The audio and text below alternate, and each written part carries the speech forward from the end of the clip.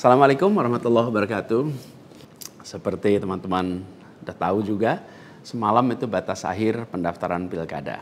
Pendaftaran sudah ditutup. Dan di Jakarta ada satu yang dicalonkan oleh 15 partai, lalu ada satu yang dicalonkan oleh satu partai, dan ada lagi satu yang disebut independen. Dan saya tidak termasuk di dalamnya. Jadi dengan begitu maka udah final ya, bahwa saya tidak ikut di dalam kontestasi Pilgub di Jakarta tahun 2024 ini. Dan kemarin juga sebetulnya kita menerima undangan, tawaran untuk ikut dalam kontestasi Pilgub Jawa Barat. Kita apresiasi sekali ajakan ini, panggilan ini, tapi dengan mempertimbangkan berbagai faktor, kami putuskan untuk tidak mengikuti kontestasi di Jawa Barat. Nah, saya ingin sampaikan beberapa poin respon singkat atas situasi yang saat ini sedang terjadi. Pertama, saya ingin sampaikan terima kasih. Terima kasih banyak kepada semuanya yang selama 1,5 tahun ini, hampir 2 tahun, ikut mendukung perjuangan yang luar biasa di jalur Pilpres, Pilgub, sampai dengan titik ini. Gak bisa saya sebut satu persatu, terlalu banyak. Tapi yang jelas, semua yang terlibat adalah pejuang yang luar biasa, yang membuat perjuangan besar ini terasa jadi ringan, terasa jadi bermakna. Dan semoga Allah SWT, Tuhan yang Maha Kuasa, jadikan perjuangan kemarin sebagai catatan amal untuk kita semua. Dan insya Allah kita terus berjuang untuk tujuan yang sama ke depan. Kita selalu bicara tentang kesetaraan, keadilan, kesamaan kesempatan, keinginan untuk Indonesia yang lebih adil, lebih maju, lebih sejahtera buat semuanya. Nah, dalam itu juga, jadi 2 tahun terakhir ini ketika kami keliling, berkampanye, menemukan begitu banyak hikmah, pelajaran yang luar biasa. Saya berkeliling lebih dari 130 kota dan berjumpa dengan begitu banyak yang setiap jabat tangan bukan basa-basi. Jabat tangan dengan penuh rasa, sepenuh hati. Dan eratnya jabat tangan mencerminkan semangat yang menggelora di dadanya. Ada yang pelukan, ada yang jabat erat, ada yang pegang tangan. Dan semua adalah ungkapan keinginan untuk Indonesia lebih baik. Banyak sekali cerita-cerita dalam interaksi itu yang tidak mungkin terlupakan. Apalagi kalau lihat teman-teman muda. Masya Allah, luar biasa. Kiprah anak muda di dalam proses kampanye kemarin itu membuat kita makin optimis. Kenapa makin optimis?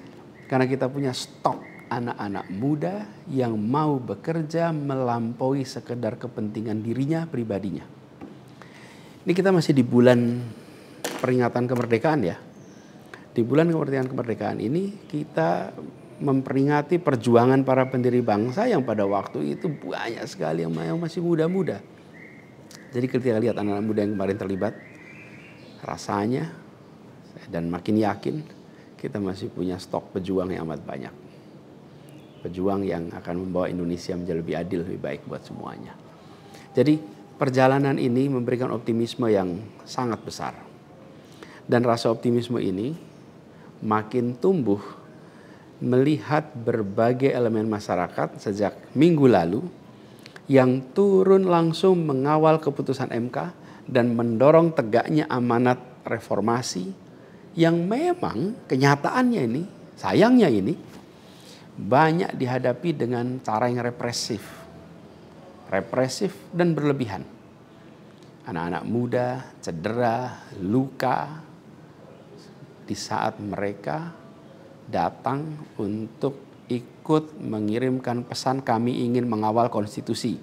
Kami ingin meluruskan usaha pembengkokan atas konstitusi. Karena itu hadapi juga dengan rasa cinta sebagai saudara sebangsa.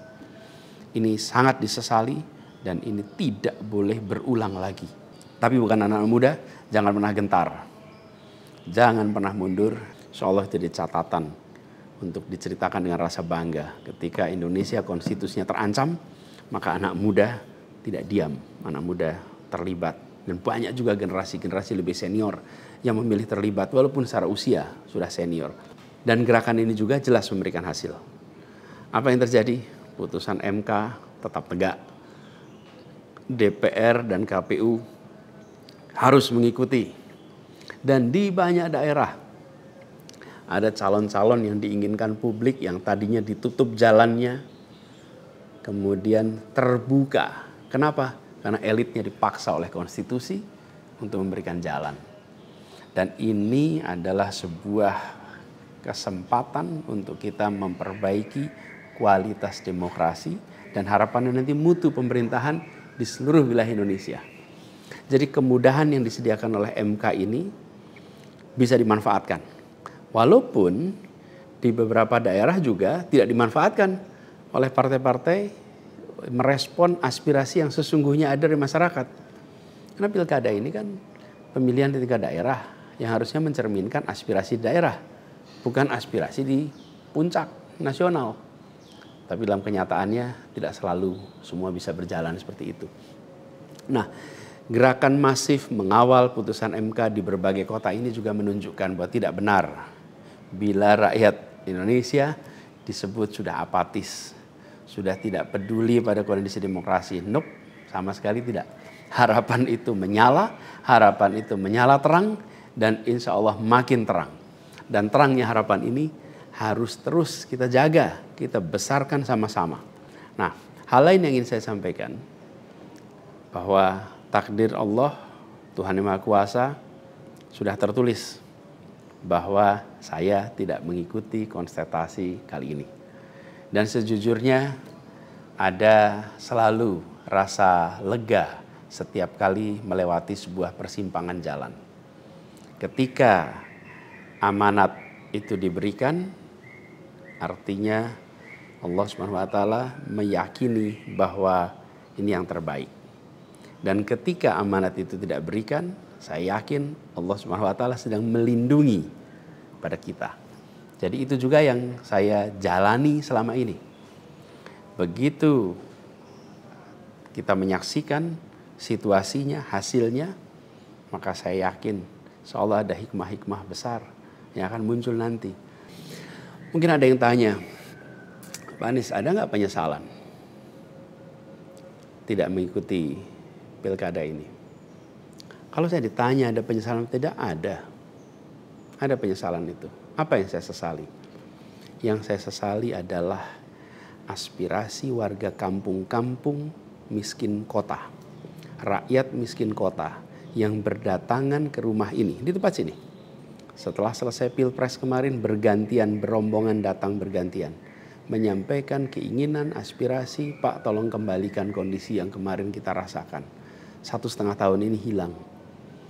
Dari mulai usaha untuk perbaikan kampung-kampung kumuh, perbaikan kondisi ekonomi mereka, yang selama itu kami selalu jadikan sebagai fokus perhatian. Dan selama berapa bulan ini saya datang mengelilingi mereka semua, mendatangi mereka semua. Ini yang saya, kalau dibilang perasaan ya, ada perasaan, waduh ini aspirasi ini gak bisa kita tuntaskan. Lihat warga kampung Bayam yang terlantar, berat rasanya. Lihat kampung-kampung yang setiap kali kita datang, Pak tolong ini dituntaskan, berat rasanya kalau mereka tidak bisa mendapatkan penuntasan atas usaha meningkatkan kesejahteraannya.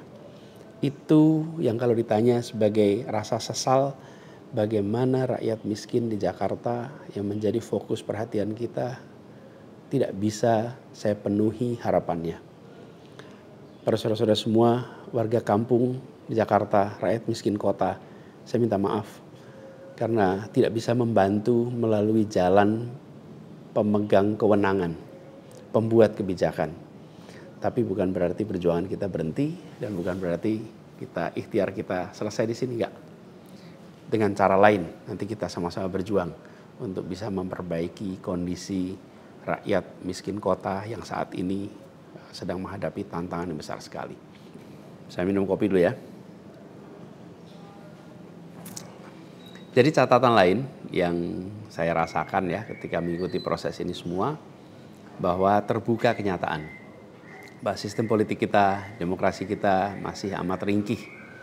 Dan kita punya PR untuk mengajak seluruh rakyat memiliki kesadaran yang lebih baik tentang proses politik, tentang proses demokrasi agar demokrasi kita itu bisa berjalan dengan benar, berjalan dengan baik, dan hasilnya adalah untuk dirasakan seluruh rakyat.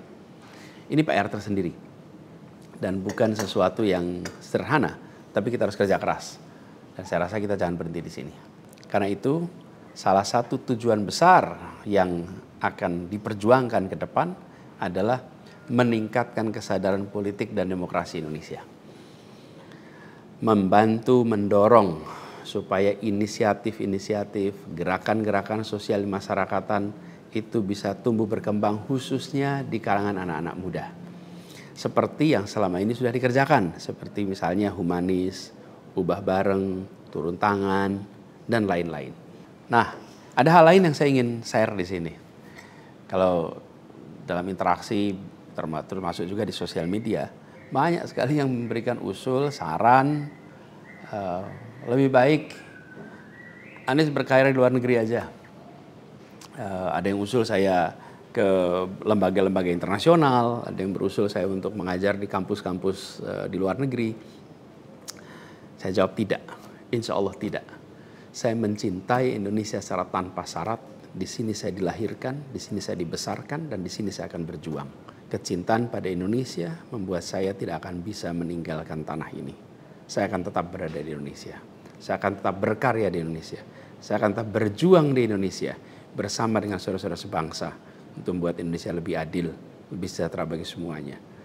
Saya tidak akan meninggalkan Indonesia dan bekerja di tempat lain hanya karena situasi yang saya hadapi. Insya Allah ini akan terus menjadi pegangan saya ke depan. Tentu saya akan berkiprah di banyak tempat, tapi basis tetap di sini dan bekerja bersama dengan saudara-saudara sebangsa. Kemudian ada yang usul supaya saya masuk partai atau bikin partai politik. Nah gini, kalau masuk partai, pertanyaannya, partai mana yang sekarang tidak tersandra oleh kekuasaan? Nah, jangankan dimasuki, mencalonkan saja terancam. Agak berisiko juga bagi yang mengusulkan. Jadi ini adalah sebuah kenyataan nih. Jadi kita lihat aja ke depannya. Apakah lalu akan buat partai politik baru? Gini, bila untuk mengumpulkan semua semangat perubahan yang sekarang makin hari makin terasa besar, dan itu menjadi sebuah kekuatan, diperlukan menjadi gerakan, maka membangun ormas atau membangun partai baru, mungkin itu jalan yang akan kami tempuh. Kita lihat sama-sama ke depan. Semoga tidak terlalu lama lagi kita bisa mewujudkan langkah-langkah konkret untuk bisa mewadahi gerakan yang sekarang ini makin hari makin membesar. Menginginkan Indonesia yang lebih setara, demokrasi yang lebih sehat, politik yang lebih mengedepankan policy gagasan. Ini respon saya atas situasi yang sedang terjadi saat ini. Saya ingin sampaikan pada semua di akhir ini kutipan yang pernah saya sampaikan pekan lalu. Kutipan dari René de Klerk yang dimasukkan oleh Bung Hatta ke dalam pledoinya di tahun 1928 di Den Haag. 96 tahun yang lalu Bung Hatta menggunakan kalimat ini. Saya ingin ulang kalimat itu. Bunyinya begini. Hanya ada satu negeri yang menjadi negeriku. Ia tumbuh dengan perbuatan dan perbuatan itu adalah perbuatanku. Insya Allah segala perbuatan yang saya lakukan ke depan masih terus tetap dan akan selalu ditujukan untuk negeri yang saya cintai ini, Indonesia. Dan saya harap makin banyak di antara kita semua yang mau bergerak bersama kita, bersama kami untuk Indonesia, untuk keadilan, untuk kesetaraan, untuk kebersamaan, untuk persatuan yang ada di negeri kita. Terima kasih semuanya. Salam hangat dan hormat. Assalamualaikum warahmatullahi wabarakatuh.